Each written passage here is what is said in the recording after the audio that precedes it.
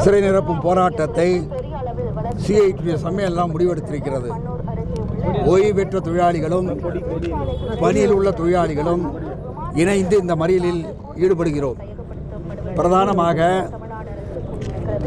3 ஆண்டு ஒப்பந்தத்தை இந்த அரசு 4 ஆண்டாக மாற்றியது.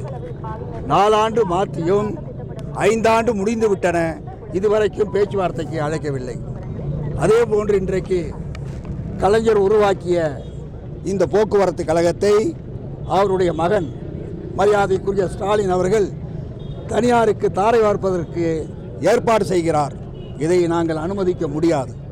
3ஆவதாக இன்றைக்கு போக்குவரத்து கழகத்தில் ஏறத்தாழ 30,000 தொழிலாளியினுடைய இடங்கள் காலியாக இருக்கிறது. இதன் விளைவாக ஒரு ஓட்டுநரை 4 நாள் தொடர்ச்சியாக பணி செய்ய வற்புறுத்தியிருக்கிறார்கள். இது சட்டத்திற்கு விரோதமான செயல். அதேபோன்று இன்றைக்கு பராமரிப்பு பிரிவில் வேலை செய்வதற்கு ஆள் இல்லை.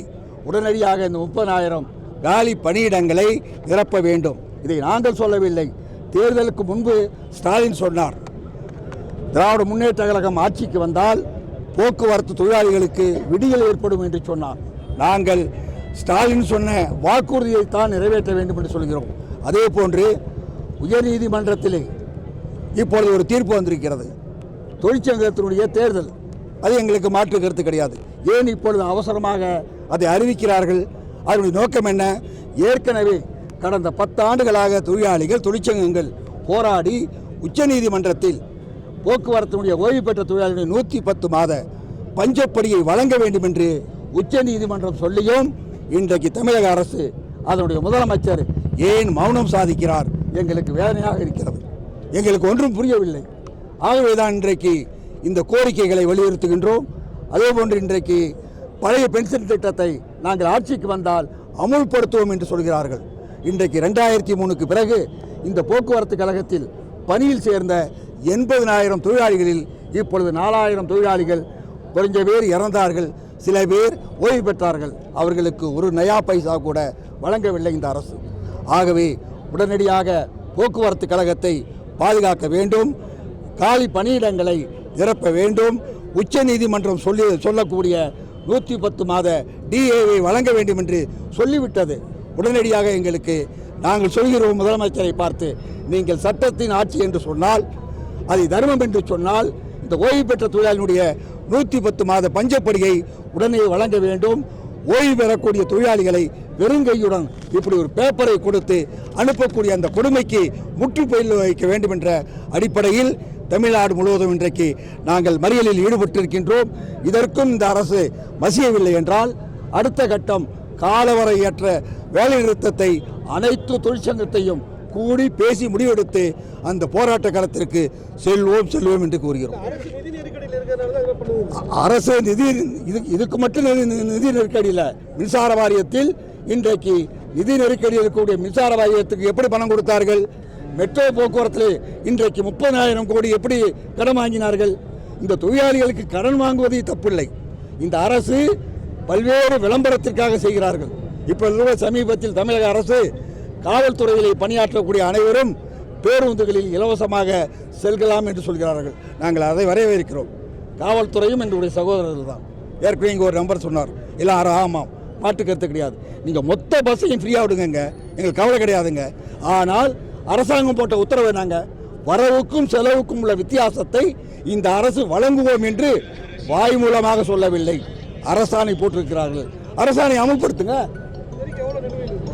கிட்டத்தட்ட 15,000 கோடி என்ற பணத்தை தமிழக அரசு, கடந்த அரசும் இந்த அரசும் சேர்த்து இன்றைக்கு வைத்திருக்கிறார்கள். இதுக்கு பேர் என்ன?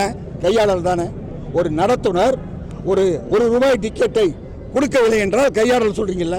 15,000 கோடி தொழிலாளர்களுடைய பிஎஃப் பணம், கிராஜுவிட்டி பணம், சொசைட்டி பணம், சரண்டர் பணம், இத்தனை பணத்தையும் இந்த அரசு கையாளர் செய்திருக்கிறார்கள். இது நியாயமா? இதான் உச்சநீதிமன்றம் சொல்லியிருக்கிறது. பென்ஷன் என்பது பிச்சை அல்ல, தர்மம் அல்ல, தொழிலாளர்கள் உரிமை என்று நான் சொல்லவில்லை, உச்சநீதிமன்றம் சொல்லியிருக்கிறது.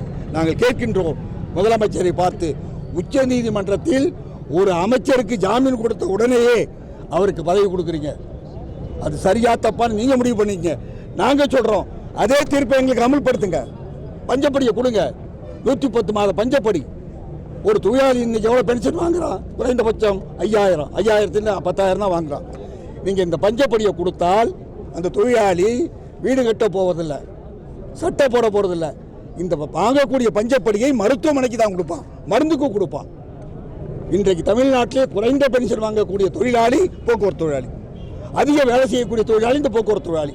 ஆகவே முதலமைச்சர் தலையிட வேண்டும், அவர் வாயை திறக்க வேண்டும், இதற்கு ஒரு முற்றுப்புள்ளி வைக்க வேண்டும்.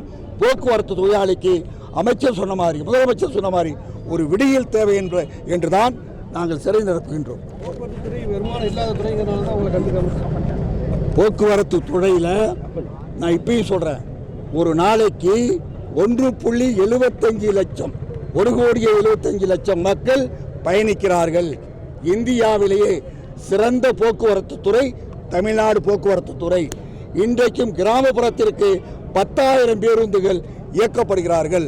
ஆகவே இந்த 10,000 பேருந்துகள் இயக்கப்படுவதால் சமூக நீதி பாதுகாக்கப்படுகிறது.